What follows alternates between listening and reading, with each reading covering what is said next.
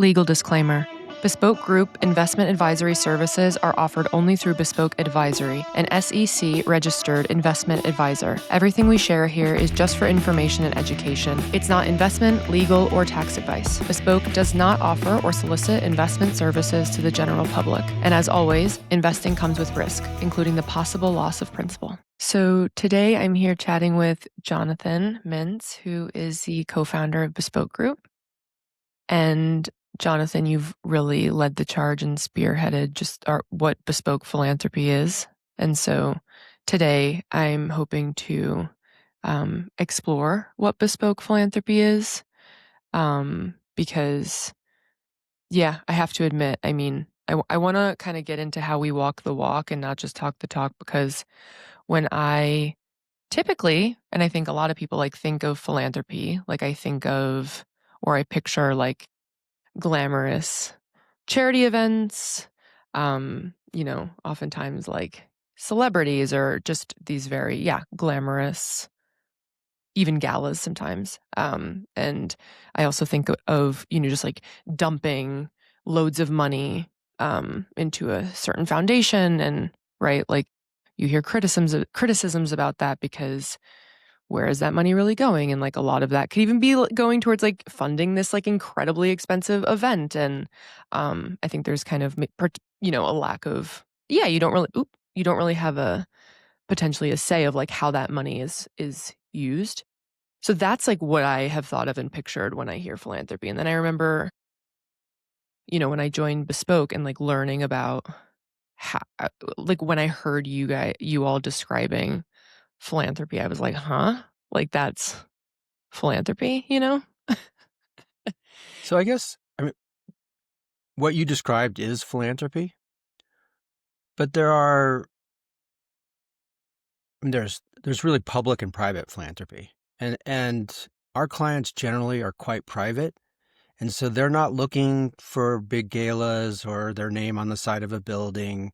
They're looking to impact causes that they're passionate about in a way that is effective and without any recognition typically whatsoever. And so it is different from what you, I think, first may think about when you think about philanthropy, but it's a big part of philanthropy. Yeah. Yeah, because, it's people could put their name on a building and, that's giving or charity, I guess. Yeah, and look, there's nothing wrong with wanting your name on the side of a building or having advantages, being able to serve on boards or doing things. But when you're extremely private, which most of our clients are, that's really not of interest. Yeah. So can we explore the way that when I hear you talk about philanthropy, or when I hear kind of the lengths that the different team, the leadership of the team, whether it's our head of asset management, going and spending a month, exploring a far corner of the world, right? To speak to people and listen to people and understand, we can go so deep into that, but I want to kind of just highlight that, the way that when the team travels, or kind of they execute this grassroots mission almost. Yeah, so let's take a step back and talk about philanthropy as sort of what is philanthropy and how do you actually, in my opinion, effectively execute on philanthropy. So the first part is some clients come to us knowing exactly the causes they want to support and the charities that impact those causes, and it's really easy. That, or at least step one's easy. For some clients, they have no idea. They may not even realize that their passions typically are tied to philanthropy or could be tied to philanthropy. And so for a lot of clients, the first step is, what are you really passionate about? And figuring out the causes, and then how they want to impact those causes, because there's typically lots of different ways that someone can impact a cause. Once that's established, Then how do you find the charity or charities that are doing the work that you want to support? And that's not an easy task. And so, to your point, we've traveled. Our head of asset management, who's based in Europe, has traveled all over the globe, meeting with people, basically doing due diligence on these charities to determine if, in fact, they are doing what they say they're doing and they're doing so effectively. And that step is an ongoing process. You do your upfront due diligence. You make sure the charity is legit. You negotiate with them in terms of the metrics that they'll report to you, in terms of the impact that they're having in the areas that the client wants to impact. And then over time, you continue to do due diligence. You continue to ensure that they're meeting those metrics, that they're, the direction of the charity hasn't changed, for example, that they're continuing to do the work that the client wants to do. And so there's really 3 steps in the process, and 2 of those 3 involve often, hands on the ground, face-to-face meetings. And if the client is supporting causes that are based in the far corners of the globe, like the client you're thinking of, who's supporting activities in South America, sometimes it requires a trip to South America to determine, to fully vet that charity and the people who are running it and determine that it is worthwhile. So let's say that, because I was going to ask you, like, how Bespoke transforms the passions that a client might have into like meaningful impact and philanthropy. Like, that was my first, like, how, but I guess that can get really deep. Yeah, it's typically a series of conversations. It doesn't happen in a single conversation. So if a client has no history in significant philanthropy, oftentimes they haven't really thought about how their passions can connect with philanthropy. I mean, most of us are passionate about something. And so how do we take those passions and figure out how giving can impact those passions? And so, like I said, it's often a series of conversations and then figuring out, okay, now we know that what you're passionate about, how do you want to impact those passions? Because there's lots of ways. Some clients want really direct impact. They want to see that 20 people a day are served in a particular way. Maybe it's a disadvantaged class or something. They want to know that those people are actually impacted directly daily. For others, it's how do we change an ecosystem? Maybe it's through education or maybe it's through technology. And those are very different, a direct impact versus an indirect impact. And so how you go about trying to accomplish what the client wants to accomplish is not, pun intended, is bespoke depending upon what the client is trying to accomplish. Wow. So once that is established, what does the day-to-day involvement look like? So, okay, let's say, like, you establish the passion, you establish how you want to like move this capital, you have a plan, and then there's like this due diligence process that happens, which involves sending our asset manager potentially across, to far corners of the world. And then it passes the due diligence test. We're like, right on, this is amazing. Like, it's go time, right? Like, let's deploy, like, let's go. What does that ongoing relationship look like? Whether it's I'm curious, like, for because, right, like, we've done this. So what does that then look like for either the bespoke person who is in relationship, like whether with that charity or with that mission, and then what is the relationship for the client? Like, oh, involvement, responsibility, like time out of their day, weekly calls, like what is the day-to-day of it all? So as to your latter question, it really depends on the client. Some clients want to be actively involved. Some clients don't want to be actively involved at all. And so determining their level of engagement or desired engagement, and then acting accordingly.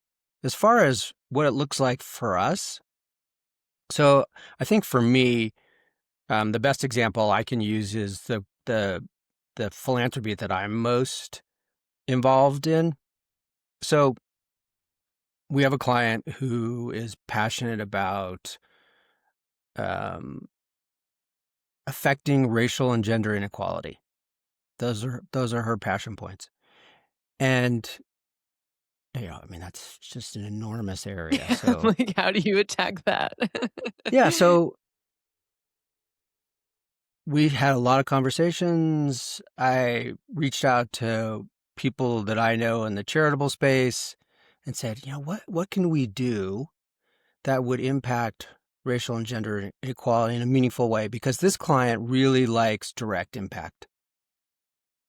Wow. Okay. How do we do this? So, Can you confirm again, like you did earlier, what direct impact is really? yeah. So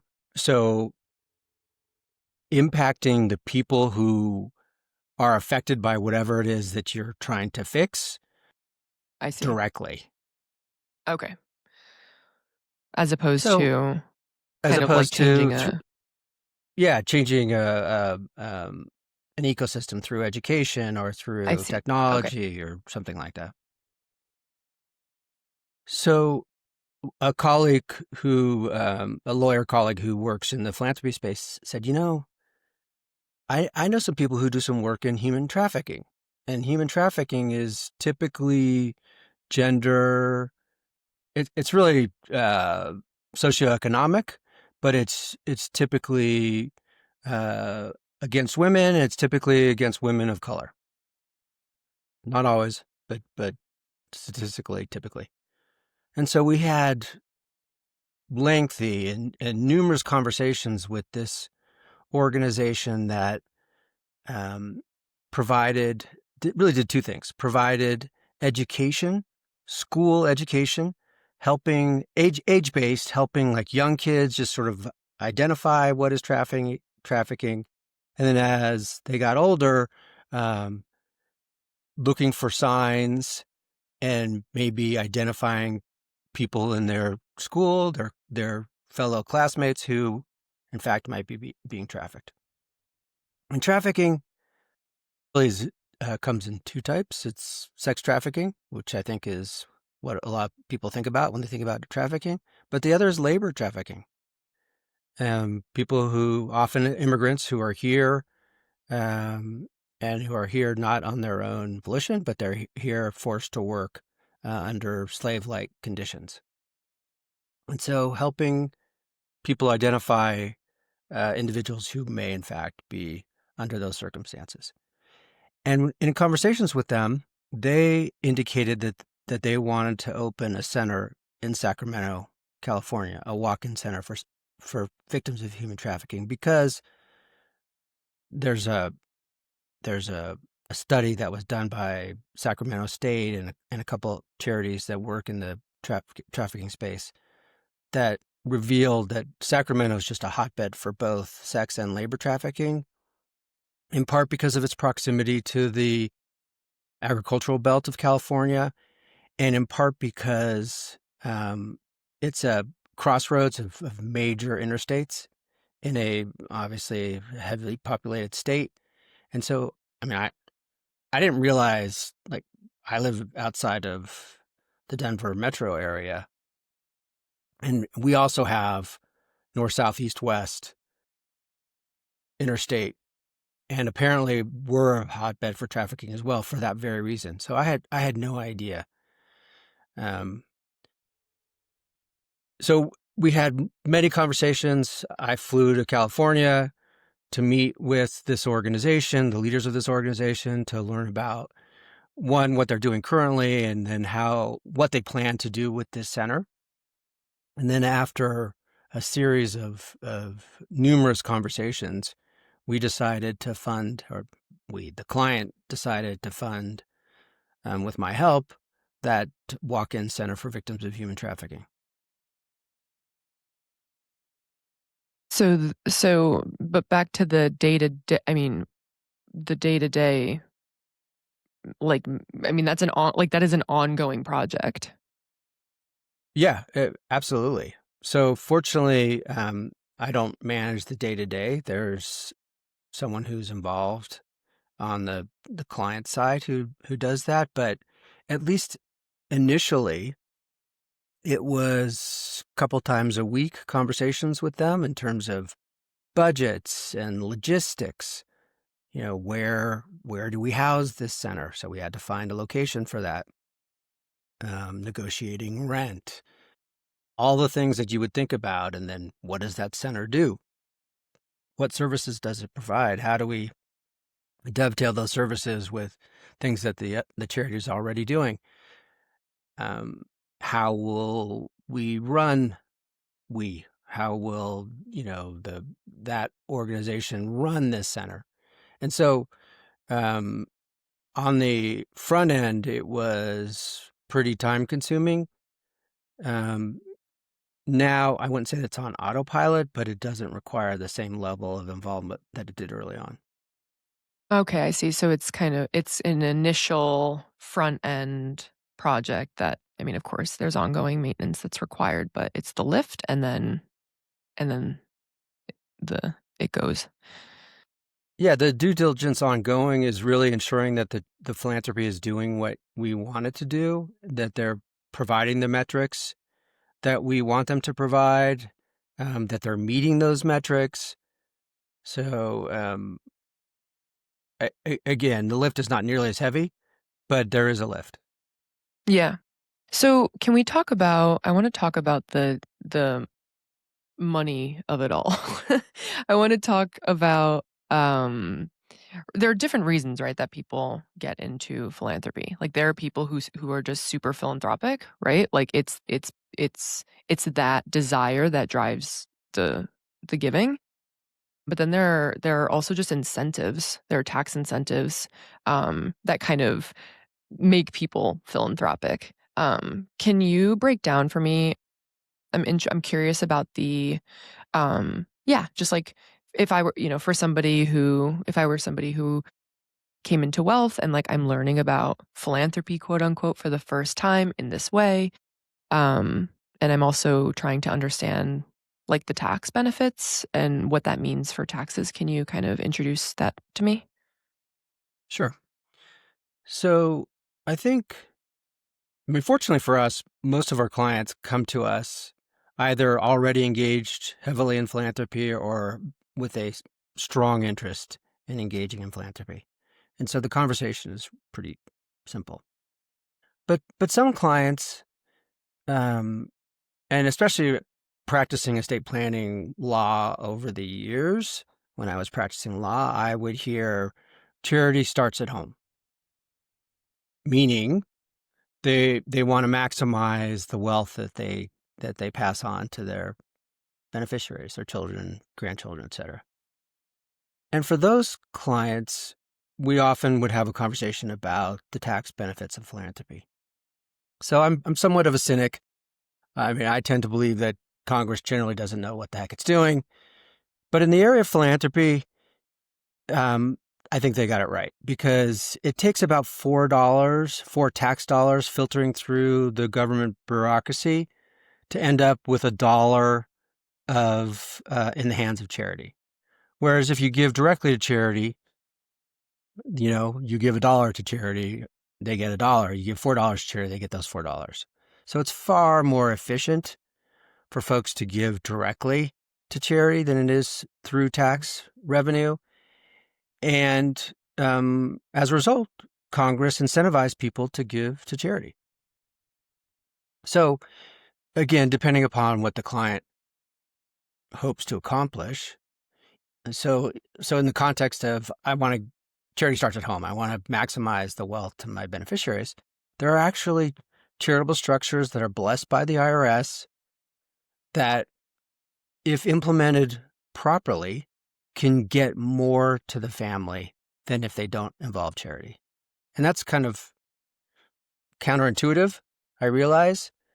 But the way it works is if you structure So without getting into the weeds, it's a type of charitable trust that pays an annuity to charity for a number of years, and the running of those years, that term, whatever's left goes to whoever the client intends, typically children, grandchildren, etc.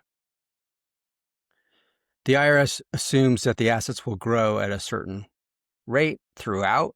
It's just an assumption. That growth rate happens to be the current interest rate. And so if interest rates are low or the assets are growing at a much faster rate than that interest rate, then there will be a remainder. And the bigger that delta, meaning the more the assets grow above that assumed interest rate, the more that is available left for family members. And this can be structured so that it costs zero from a tax perspective, from a gift or estate tax perspective, meaning the way you structure it, there's assumed zero remainder value, but because of that delta, that assumption doesn't hold true. There actually is a remainder value. The more there's a remainder, the more goes to kids free of transfer tax. So, yeah, more into the structures. You're talking about the charitable remainder trust, right? That's a charitable lead trust. Okay. So, yeah. So there are a handful of structures that I hear you all talking about. There's the lead trust, the remainder trust. There's I don't know, that I'm thinking about a DAF. And I already know that your answer is going to be like, well, it depends what the client wants. I know that. But like, let's say, I don't know what would help kind of specify this, but like, let's say that I was a client who really was interested, like I'm super philanthropic. Like I'm like, I don't care about okay, great. I get tax benefits. Awesome. But like, I just want to give. And I really care about mental health. Like, what structures and how are you recommending those things to me? So I hate to just play lawyer on you, but it really does depend. It depends on what the assets and what the client's trying to accomplish. So Okay. the structure that I described, a charitable lead trust, works really well because it's paying an annuity to charity for a term of years, so say hypothetically 20 years. It works really well for a client who is either already giving a certain amount to charity, say hypothetically $100,000 a year, or wants to give $100,000 a year for 20 years, because that's how that structure works. You're going to pay an annuity to charity for a term of years, and at the end of that term, whatever's left, the remainder goes to who the client directs. That works really well for, I don't want to get in the weeds because these structures are complicated, but that works really well for a client who has a structured, either structured philanthropy or wants structured philanthropy for a term of years, and with relatively high basis assets. Because Relatively high basis assets. Yeah, because actually cash is probably the best thing to contribute to a charitable lead trust, because even though it's a charitable trust, when you sell those assets in the trust, it's a taxable transaction. And so depending upon how the trust is structured, that tax may go back to the trust creator, or you get an offsetting deduction for the annuity payment to charity. But it is a taxable transaction. So you mentioned a charitable remainder trust. Almost the mirror image of a charitable lead trust, because what's happening is there is an annuity payment, typically to the client and or the client's spouse, sometimes to children, for a term of years. And at the end of that term of years, the remainder goes to charity. So before we had the annuity to charity, remainder to family members, that's a charitable lead trust. Now we have an annuity to family members, remainder to charity, that's a charitable remainder trust. And a charitable remainder trust, unlike a charitable lead trust, is a tax-exempt trust. And so when you sell assets in a charitable remainder trust, there is no upfront tax. What happens is that tax gets distributed over the distributions, those often over lifetime, sometimes for a term of years that's not greater than 20 years. But in any event, the tax is distributed out over those distributions. And so basically, a charitable remainder trust works really well for someone who is philanthropic because something will go to charity, and they have low basis assets. So, let's say they bought or they mined Bitcoin early on. And so they've got this trove of Bitcoin that has zero basis because they mined it. And now it's worth 90 some odd $1,000 a coin. And so if they sell it, that entire 90 some odd $1,000 would be subject to capital gain tax. If they transfer it to a charitable remainder trust and then sell it, so let's say it's worth hypothetically just $1 million.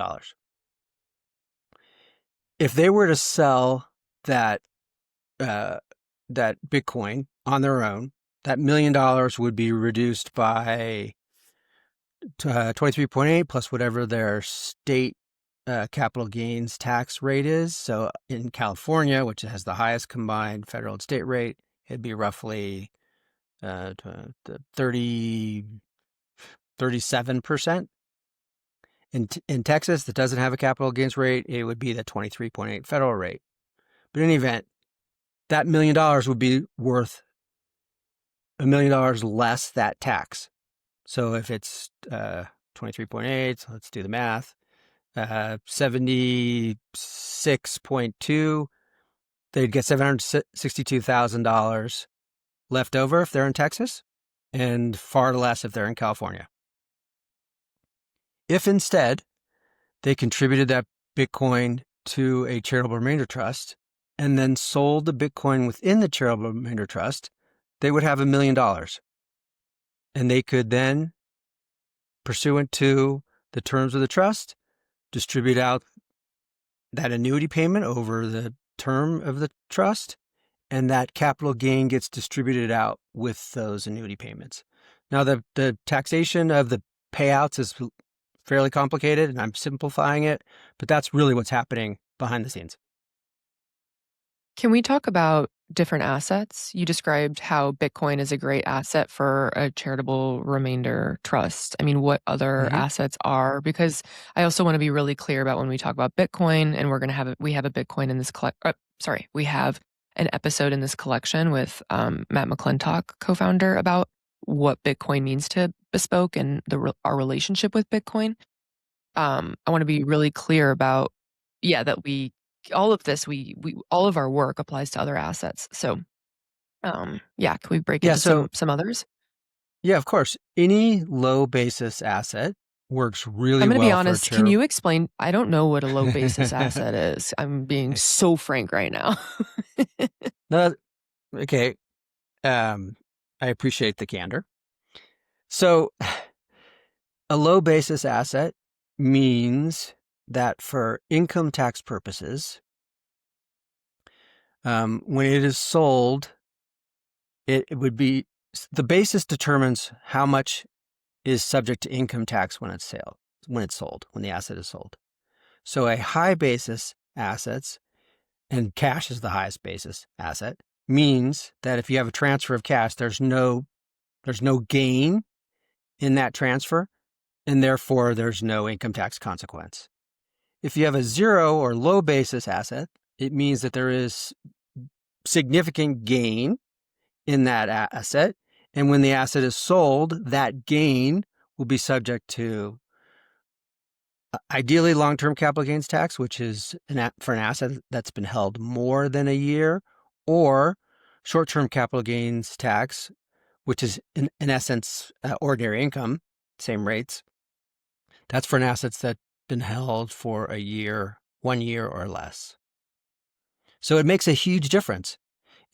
Because if I sell an asset that, let's say I bought real estate, and that real estate is worth $500,000, and I turn around and I sell it for $525,000, my gain, assuming no depreciation and just for simplification, my gain's $25,000. Only that $25,000 is subject to tax. And depending upon how long I held it, If it's more than a year, it's long-term capital gain. If it's a year or less, it's short-term capital gains, which is ordinary income. But there's only that $25,000 gain. And in real estate, you actually have an exclusion, but let's not get into that. If instead I bought that home years ago, and maybe I paid $100,000 for it, and now I'm selling it for $525,000, the Section 121 exclusion for capital gain for primary residence aside, if I were to now sell that asset, that real estate, there would be $425,000 of gain. And so that would be considered a lower basis asset and would be subject to long-term capital gains tax. In stocks, same thing. If you bought Microsoft or Apple early on, you paid $20 a share. It's now worth thousands of dollars a share. All of that gain is subject to income tax when it's sold. There is one catch to this, though. Under current law, there always is. Always. Under current law, if I own an asset when I die, that asset gets a step up in basis or potentially a step down in basis to its current fair market value on my date of death. So that real estate example, that home that I purchased for $100,000 that's now worth $525,000, if I die owning that home, and on my date of death, the basis steps up to that $525,000 value. And if my daughters then would turn around and sell that property shortly after death, their gain would only be post-death appreciation. So anything above $525,000. So, and Bitcoin is simply an asset. And we have clients with a lot of Bitcoin. And so we talk about, they have very low basis in their Bitcoin. But again, stocks, real estate, if it's not your primary residence, then you don't have an exclusion. So the examples that I gave you would apply. So let's say it's just an investment property. So it really could be any asset. Okay, cool. Any asset that appreciates, that appreciation is subject to income tax. Again, depending upon the holding period, the rates change. Yeah. But if there is appreciation, then that appreciation is subject to income tax when sold. So right now people are talking about Bitcoin and DAFs, but DAFs are not specific to Bitcoin. Like, number one, why is that relationship really hot right now? Number one. And then number two, how are DAFs used for other assets? Like, can we just talk about a DAF for a second?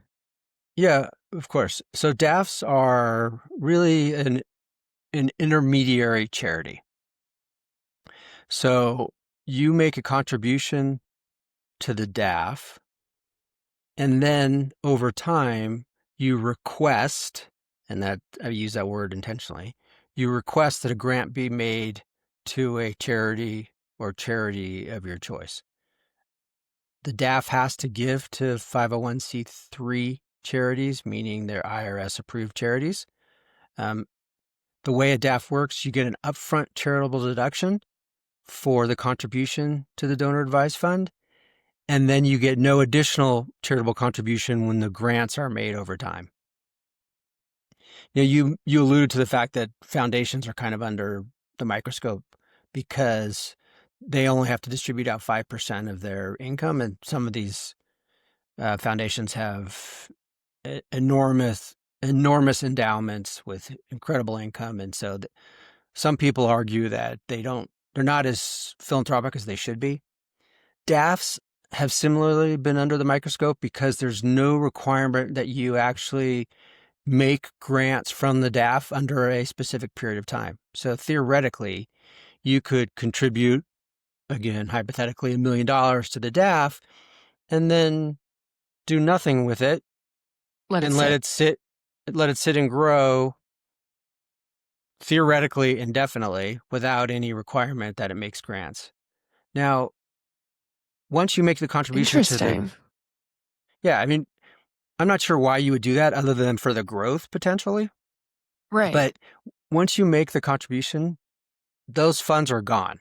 It's like making a contribution directly to a 501c3 from a control perspective, because theoretically the DAF could say, no, I don't want to make that grant that you're requesting. Now, in reality, because you have the ability to move funds from one DAF to another DAF, my experience is that the donor advised fund sponsor will make that grant if it's to a qualified charity.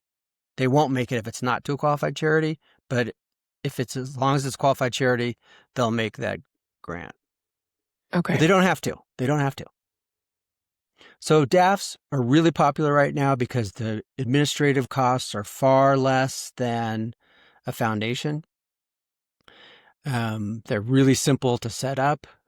Most big, financial firms offer DAFs.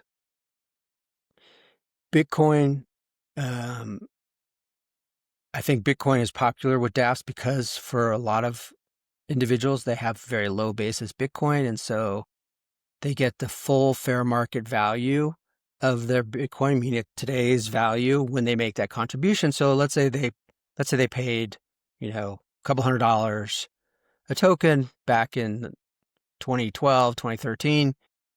And now, again, it's worth somewhere in the 90s.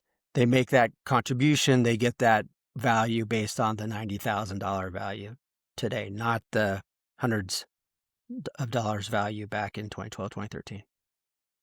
The downside, though, there's always a downside. I was going to say there always is.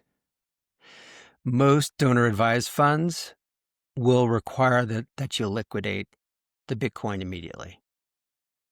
And that's a downside because then you're sacrificing growth over time. Exactly. So the clients held on to this Bitcoin for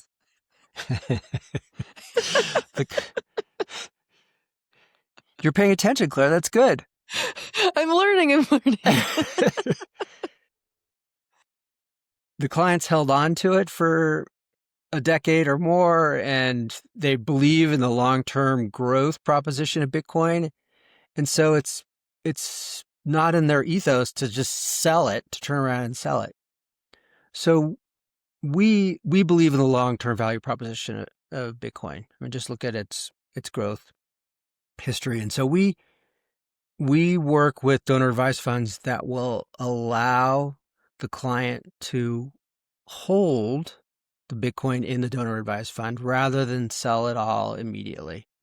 And so what we've developed is we call it a stoplight, but basically it's a strategic way of looking at where Bitcoin is in a pricing cycle and to determine whether it's, a strategically good time to sell versus a strategically bad time to sell. And so by doing that, it avoids sort of a forced sale under bad price circumstances. So let's say a client wants to fund some activity through their donor advised fund. They don't have assets in the donor advised fund currently, so they're going to use hypothetically Bitcoin or any other asset. But that price, the price of that asset is depressed currently, and so if they would get a depressed value charitable contribution. Whereas if they could wait a month, perhaps they'd get a much higher value. And so, just looking at sales strategically rather than a forced sale of all of the contribution at once. Okay, so let's talk. I wanted to ask you about the relationship with under Bespoke is this grassroots philanthropic giving mechanism, as well as this asset management mechanism. Mechanism is probably the wrong word. And there's a relationship there. I'd love for you to talk to me about that relationship, because when it meets the eye, right? Like it can seem a bit like, wait, why would you be recommending to give away all of this money? Because then you're losing assets under management, right? Like that's a bit contradicting, but I think it's amazing to highlight. So I'd love for you to chat to me about that. Well, I mean, you said it. We get paid on assets under management. and we're encouraging our clients to give away assets. So it's really not in our best interest, but it's the right thing to do. And our clients are incredibly philanthropic, and we're going to do everything that we can to help them be philanthropic. But I would say there's really two aspects to this. There's the funds that they give away, that they give to a donor advised fund, although we can continue to manage those as long as they're in the donor advised fund. Or they're the funds that they give to a charitable remainder trust or a charitable lead trust, which we spoke about earlier. But there's also their investments generally. And there are a lot of ways that the clients can invest so that they have an impact investing for the assets that are not being given away to charity. So they've got funds that are invested generally, and those funds can have a charitable impact in addition to the dollars that they're giving away through a donor advised fund or some type of charitable trust. I'm so curious to hear about I've heard Sune, our head of asset management, talk about, the idea of wealth stewardship and like when these different parts actually work together, because I guess sometimes they can be, right? Like maybe there's somebody who has a portfolio, and in that portfolio there are, certain funds that they're investing in that actually could be like maybe against that values of that incredibly philanthropic person, or just like not aligned or working together. Am I getting that right? Mm-hmm. So I mentioned the client earlier who is passionate about solving gender and racial inequality. There are companies that have been accused of basically slave labor in parts of the world. And so she absolutely would not want to invest in those companies. And so that's sort of the Right. obvious. But the less obvious is she can invest in communities that historically have racial and gender inequality. So she has invested heavily in the South because the South has a history of racial inequality. And so you can, I mean, it's interesting. Impact investing, some people will say, well, that's great, except for you're giving up on the returns, but it doesn't have to be. You can still get good returns, yet direct your dollars to be investing in an area or areas that you want to invest. No, I think it's incredible that the first example that you gave me, you were like, right? Like she wouldn't want to be investing in companies that are like, uh, yeah, doing something that is against her.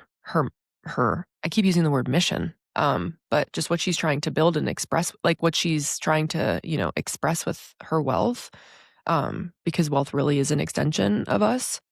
And, um, yeah, it kind of just blows me away that like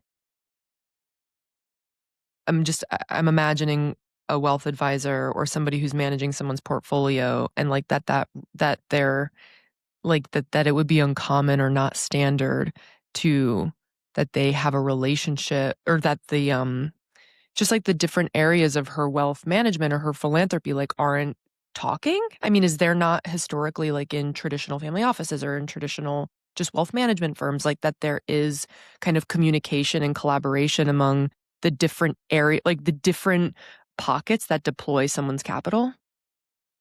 So unless the family has their own family office and they're running, that family office is running their investments and doing so in a way that is aligned with the family, you don't typically see that because most these are quite bespoke in terms of how we're investing the client's assets. And so there is a significant amount of time and energy and, in some instances, dollars involved in the due diligence process to find the right investments that support the client's ethos. And so you wouldn't typically see that in a financial firm. You wouldn't, because the they're, for the most part, about efficiency, because efficiency drives profitability. And what we're talking about is more or less one-offs per client family. Yeah, it's kind of impossible to talk about this and not come back to the fact that everything is so tailored and built around a longer time horizon, and like just not being not subjected to the same kind of pressures that I think more traditional wealth managers or anyway. But yeah. Well, but you mentioned stewardship, and I think we should spend a little bit of time on that. So Yeah, let's do it. you, um, when we talk about intergenerational wealth, we are definitely looking over the long term. So we're not looking for, immediate, next quarter returns. We're looking at preservation and growth, but over the long term. And by the long term, I mean many generations. And for a family that has that level of wealth, um, stewardship, I think, is the right word, because they have more wealth than they need, at least in the, current generations or maybe multiple generations. And so how are they good stewards of that wealth? And generally, that stewardship is in the form of philanthropy. But as we've discussed, it doesn't have to be giving away dollars. It can be through the investments that they're making with their dollars that remain within the family or within the structures that are created for the family's benefit. And so helping the family embed the stewardship philosophy in the children and grandchildren. I mean, that's really where these conversations, where the rubber hits the roads, helping the family recognize the need to be good stewards and helping educate them as to what that means and how they, in fact, can be good stewards. And in my experience, it starts younger than most clients would think.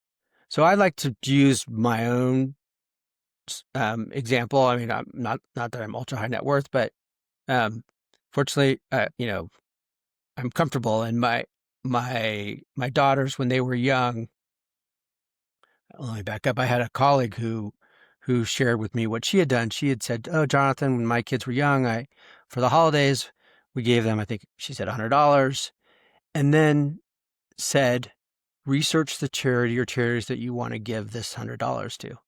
And I thought, wow, that's a really cool idea. So when my girls were young, I did the same thing. I gave them, I think we started with $50 because they were pretty young. And I think my oldest was around 10, maybe 9. My youngest was 6 or 7 when we started doing this. Wow. And there are websites that allow you to not only identify charities that support the causes that you want to support, but they rate their efficiency. And so what I did was I spent time with my girls. Like, my younger loved animals. Like, she wanted to support organizations that supported animals. That's so So sweet. we found some charities that support the type of animal that she wanted to support. But then we looked at how efficient they were. And by efficient, I mean what percentage of the dollars contributed go to the actual cause as opposed to administration, marketing, overhead costs, etc. And really good charities are typically at least in the 90s in terms of percentage going to the cause. And so you can identify charities that are really efficient at attacking whatever it is that they're doing. And so I taught my girls not only to be philanthropic, but I also taught them that there are different types of charities and different efficiency levels for charity. We gave more and more over the years, and as they got older, I mean, honestly, I think my girls are probably more philanthropic than they should be for their level of wealth. But I'm proud of the fact that they're both quite philanthropic. Yeah, we've talked about this before, and honestly, I just admire it. Like I feel like the way I've heard you talk about the way you help people cultivate kind of like their own their own expression of giving or philanthropy, right? Like you said, your daughter is like 6 and she cares about animals, and the willingness to meet her where she was. Like you were like, oh, okay, amazing. Like let's see where we can go with that, as opposed to putting your version of philanthropy or your specific areas of interest onto her. So I find that I admire that. And then I've also heard you, that's not only with your daughters, but I've asked you before. I'm like, how do when you're working with clients and you're helping them find like their passion and their meaning and their purpose, like that's theirs. It's not yours. And I think I just see that as like it's a very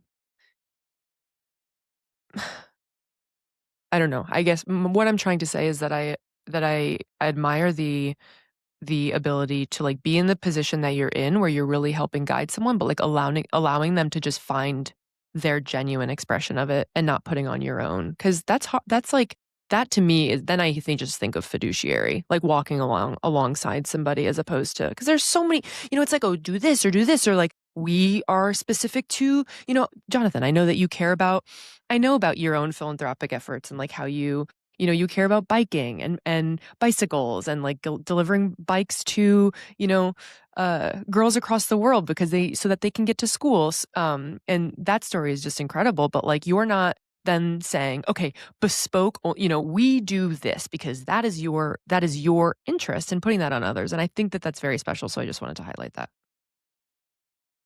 I appreciate that, Claire. I will say, and you've probably seen, in my office, I have a letter from the charity that you just referenced that gives bikes to school-age girls in sub-Saharan Africa. Because I'm a cyclist, and the idea of empowering young women through a bicycle and also making them safe through a bicycle is near and dear to my heart. And I have that letter hanging in my office because I will use that as an example of me personally connecting my passions to philanthropy. But it's only an example. I would never encourage a client to give to World Bicycle Relief unless they said, hey, I want to support World Bicycle Relief, and then I would help them do that. My goal is not to align their passions with my passions in philanthropy. My goal is to help them flesh out their passions if they haven't already done so, and then align those passions with philanthropy. And sometimes, Claire, there aren't charities that are doing the things that the client wants to happen.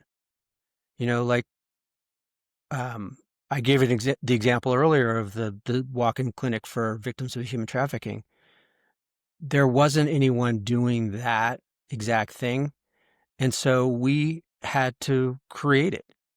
And we basically created a charity. We hired that charity that I mentioned earlier, that third-party charity, to run it.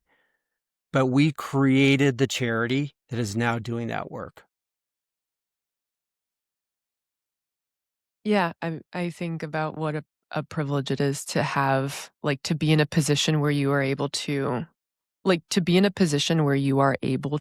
be that creative and create in that way is such a gift. Like I am not an upper high net worth person, but I give in my own way. And like, yeah, Mm-hmm. one of the things that I can't control is like how that money's going to be used. Like, okay, I trust that I walk down the street and I, stop and speak to somebody and they're representing an organization, and like I speak to them for 10 minutes and I try to judge, or understand, is this where I want to, kind of give? And then I have to trust.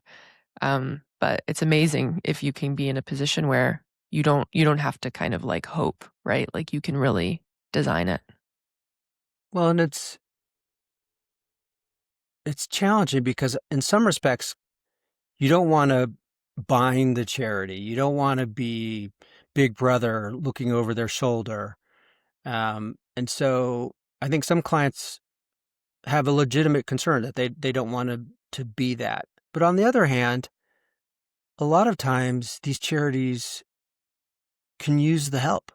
They can use the guidance that we can provide in terms of maybe they should consider this, or maybe they should have more, in the case of the clinic, maybe lived experience on their board so that they can address the issues that the people who've experienced this, in this case, trafficking, the services that they feel that they want and need. And so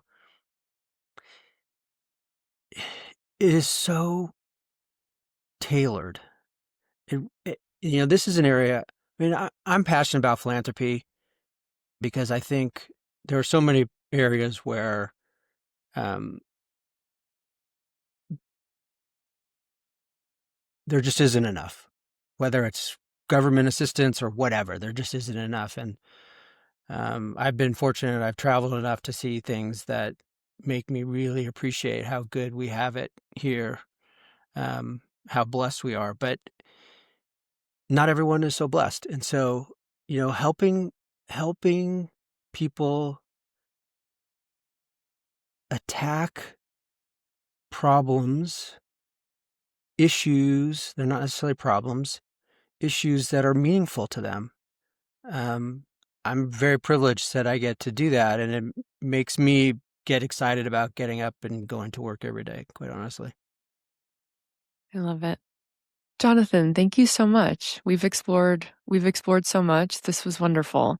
What I'd like to end this conversation on is something that I've been thinking about a lot just in my life and in my work, which is language and how limiting certain words can be, and sometimes words kind of lose their meaning, or they start to kind of warp a bit. And this happens all the time.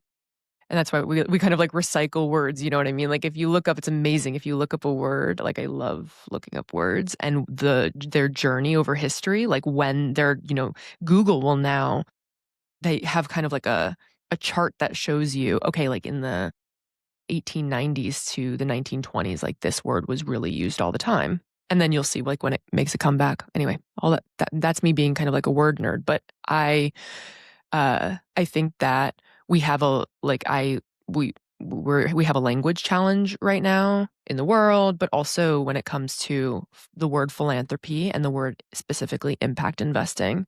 And so what I was going to ask you is like, and there's no right answer here, it's kind of for us to maybe blue sky, but like I'd love to hear from you. If you weren't to describe philanthropy with the word philanthropy, and maybe it's a set of words, what would that maybe sound like? What words would you use? It's interesting, Claire, maybe this is a little off topic, but, there was this huge movement towards ESG, environmental, social governance here in the US. And then ESG became basically a 4-letter word, and there's this huge movement away from ESG. And what's interesting to me, at least, is that here in the US, ESG was, I think, misused. I think companies reported and tried to express a much higher ESG value than was reality. Whereas outside the US, and particularly in Europe, ESG is really legitimate in terms of what the company is or isn't doing. And you can really gauge whether or not the company is sincere in terms of its desire to have some, let's pick environmental impact versus here in the US, where I think the metrics that were being reported were wholly unreliable. And so it was really easy, quite honestly, for companies to abandon ESG because they weren't really doing ESG in the first place.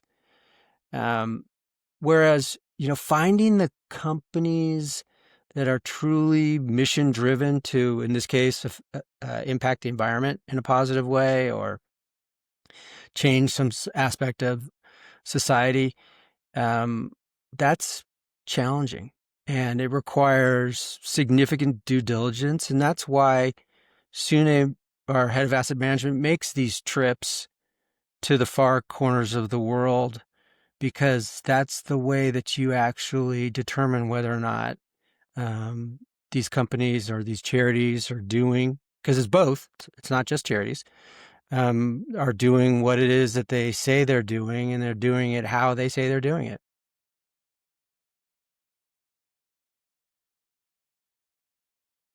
So many thoughts. This is about like relationships. This is about trust, right? Like I really am kind of a hopeless optimist. So I don't, it is a shame, right? Like that these words or ideas, I'm seeing this all around. It's amazing. You said misused, I think misrepresented, and then they become empty, and then trust is broken. And I just think that's a really big deal. And yeah, and I was going to ask you too, when you were talking about like the challenge of assessing whether something isn't empty, right? Like whether it's genuine. And yeah, I was going to ask you, like in today, in these times, like what do you look for? Like maybe it's I'm asking you about qualities, like, you know? Yeah, so, I mean, you can look at a company quantitatively, and it's easy. You look at their numbers and you see what they're doing. But in my experience, it often takes seeing them in person, seeing their operations, gauging their culture, sitting down with the leadership team, and just hearing them talk about what they do and how they do it and how passionate are they about what they're doing. You can glean a lot in a relatively short period of time, but it does require sometimes travel to the far corners of the world to make that happen. Yeah. No, I think I find that so important, just to spend time with people face to face, because that's where, I'm getting so off tangent, but like the with everything happening on in tech, or like on Zoom, and the way I remember during COVID, like I was reading about, just like from psychologists or like somatic therapists who were talking about like the amount that when humans communicate with one another, like I'm hearing what you're saying. If we're in person, I'm hearing what you're saying. I'm interpreting the language, your voice, but I'm also like my senses are absorbing like all of your body language to like get a full read on the experience. And we've because of this digital age, like that piece is kind of missing, and we need that. Like that piece is critical, like in developing trust and being able to fully assess something. So I just think it's incredible the lengths that our team will go to like do that due diligence. I can't remember the statistic, but it was something like 90% of communication is nonverbal. It was a quite high percentage. And to your point, this is fantastic, so you didn't have to get on a plane for 5 hours, and I didn't have to get on a plane for 5 hours, so we could be face to face. Although as much as I enjoy spending time with you face to face, Claire, it's not the same. I mean, it's fantastic. It avoids travel for, an hour meeting. I used to travel across the country for an hour. It's like, okay, and then turn around and fly across the country back. But it's just not the same. And I do worry. My girls are 31 and 28, and they use technology far more than I ever have. And I worry that they don't have those skills, that they don't read people the way my generation does, because we had to. We everything that we did was face to face, or maybe it was over a phone. But you didn't have call waiting, you didn't have voicemail. You were doing a ring, Yeah. dial tone. I mean, all that good stuff. Yeah. Yeah. No, that's one thing, the human experience, the human condition is like just something you cannot replicate with technology. And that is, I love that. Okay, Jonathan, Thank you so much. This was a pleasure as always. And each time I leave these conversations, I'm just excited for the next. My pleasure, Claire.